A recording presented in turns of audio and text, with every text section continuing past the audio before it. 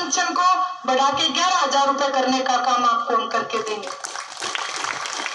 जहां पेंशन 11,000 रुपए बढ़ा के देंगे, वहीं क्योंकि हमारे प्रदेश का नौजवान आज बहुत परेशान है, आप घर जाना बच्चों को मेरी तरफ से कह देना कि इंडियन नेशनल लोकदल के साथ खड़े हो जाओ। आदरणीय अभय सिंह जी चौटाला ने कहा है कि हर घर में एक नौकरी, और जब तक उस बच्चे को नौकरी नहीं मिलेगी तब तक उसे 20,000 रुपए बेरोजगारी भत्ता देने का काम भी इंडियन नेशनल।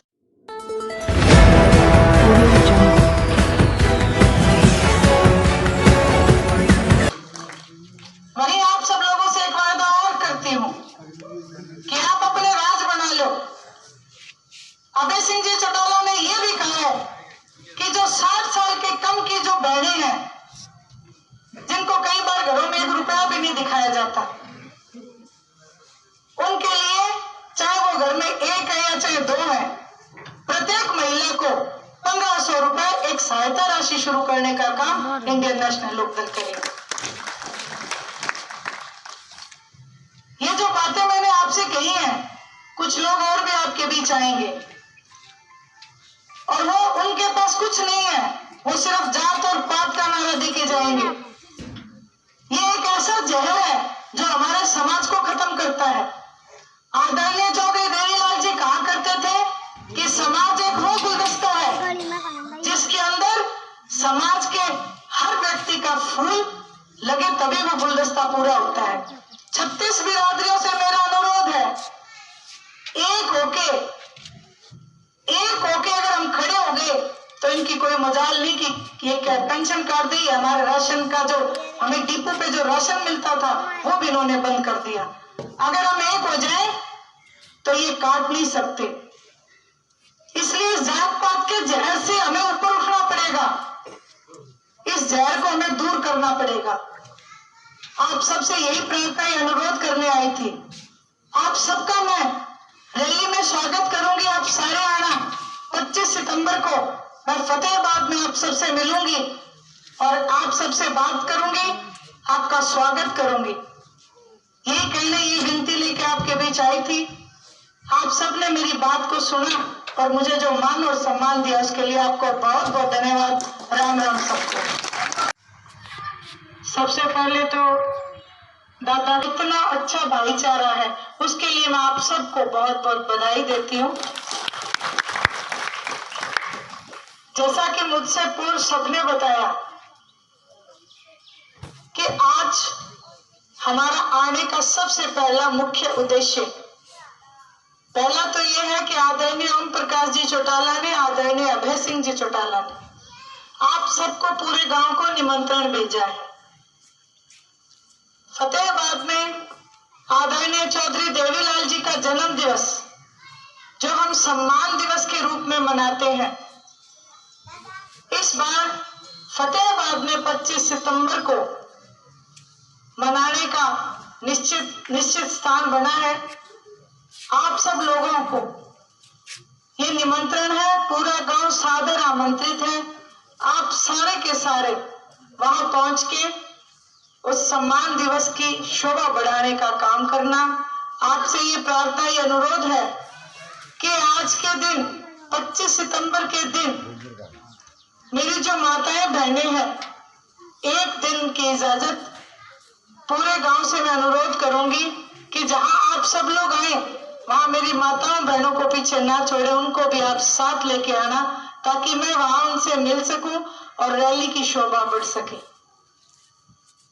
वहीं आज के जो हालात हैं, एक समय कभी हम सुना करते थे कि अंग्रेज ऐसे शासक आए थे कि जिन्होंने लोगों के हकों को मारना शुरू कर दिया था और धीरे धीरे करते करते हिंदुस्तान पे कब्जा कर लिया था। आज कुछ वैसा ही दृश्य हमारी आंखों के सामने होता जा रहा है। अगर हम सोचें तो आप देखें, एक के बाद एक हिंदुस्तान का एक एक संस्थान, जितने भी सरकारी संस्थान हैं, भारतीय जनता पार्टी ने बेचने शुरू कर रखे हैं। रेल बेच दिया, तेल बेच दिया, जहाज भी बेच दी, सड़कें भी बेच दी, स्कूल भी बेच दिए, और आज तो बात यहां तक है कि हमारी फौज भी बेच दी। अब या तो हम उस चीज का इंतजार करें कि जैसे अंग्रेज हुआ करते थे और हम पे लगान का बोझ बढ़ता जा रहा था और कोड़े मार मार के हिंदुस्तानियों के ऊपर अत्याचार बढ़ता जा रहा था, या तो उस बात का इंतजार करें, या फिर हमारे बुजुर्ग एक बात कहते थे कि पानी के आगे की पार ला ले, या फिर हमें इन्हें रोकना पड़ेगा। ये जितने भी सरकारी संस्थान इन्होंने बेचे हैं, ये हम सब की कमाई से बने हैं। हम सब जो टैक्स भरते हैं उससे ये संस्थान बने हैं। और आज रोजाना जीएसटी बढ़ती जा रही है। आप ये देखो, दूध के ऊपर जीएसटी, दही के ऊपर जीएसटी, पनीर के ऊपर जीएसटी, आटे के ऊपर भी जीएसटी। सुबह से लेकर शाम तक एक आदमी 250 से 300 रुपए की जीएसटी भर के फेर छोड़ता है, और उसके बावजूद जीएसटी का मतलब होता है कि जो जनता का पैसा सरकार ने इकट्ठा किया है, उस पैसे से कोई जन कल्याण की नीति बना के दे, उस पैसे से महंगाई में राहत ला के दे, उस पैसे से हमारी सड़कों पर भी हमें मिलता क्या है? आए दिन महंगाई बढ़ती जा रही है, हमारे बच्चे बेरोजगार हैं।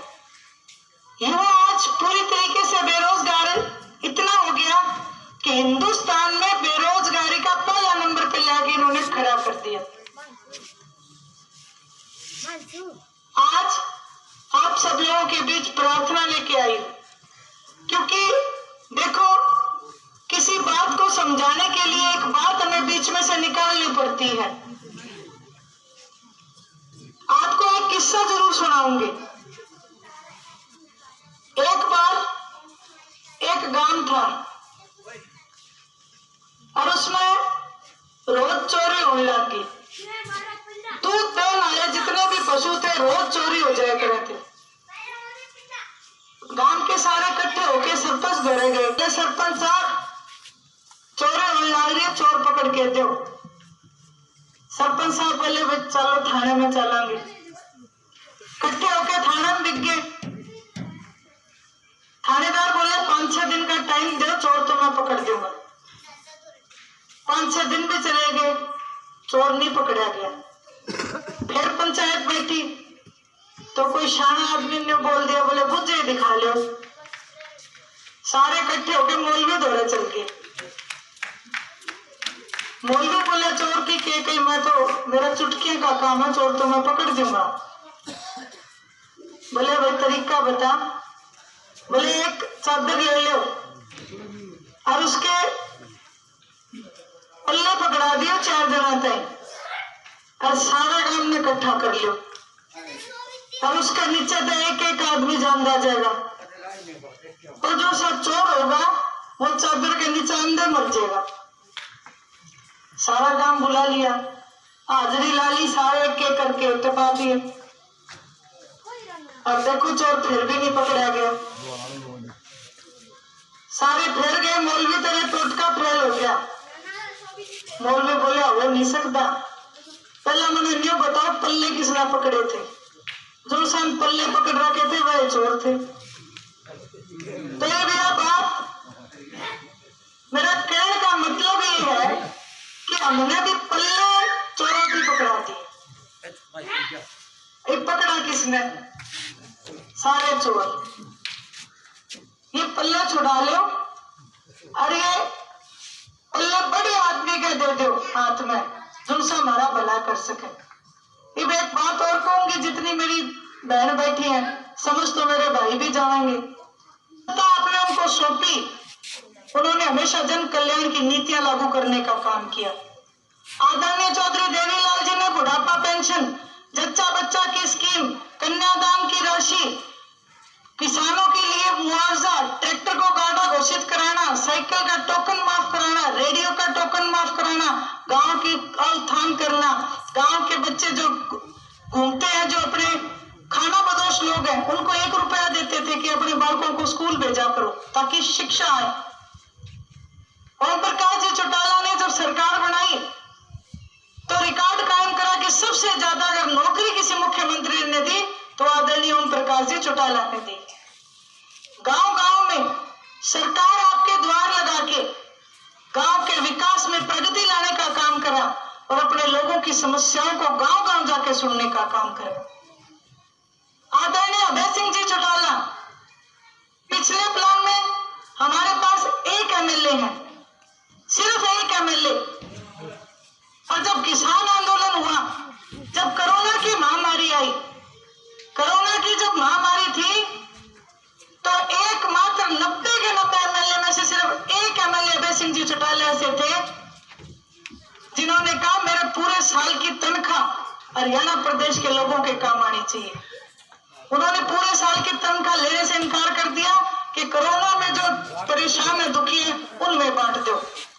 70 किले गेहूं कहा कि हम मिल बांट के खाएंगे क्योंकि हरियाणा प्रदेश के लोग आज परेशान है, ये सारे उनको जाने चाहिए। किसान आंदोलन में न केवल पूरा हिंदुस्तान, पूरी दुनिया में ये संदेश दिया कि हिंदुस्तान में एक ही नेता है और जो हरियाणा प्रदेश का है, जिसको ताऊ का हरियाणा बोलते हैं, सारी दुनिया कहती है कौन सा हरियाणा के ताऊ का हरियाणा। और उसमें एक ताऊ का ऐसा पोता है जिसने उनके नक्शे कदम पे चलते हुए कुर्सी देने वालों को ज्यादा जरूरी समझा, कुर्सी को ज्यादा जरूरी नहीं समझा। भाई साहब ने ये कहा कि कुर्सी देने वाले लोग ज्यादा बड़े होते, कुर्सी बड़ी नहीं होती।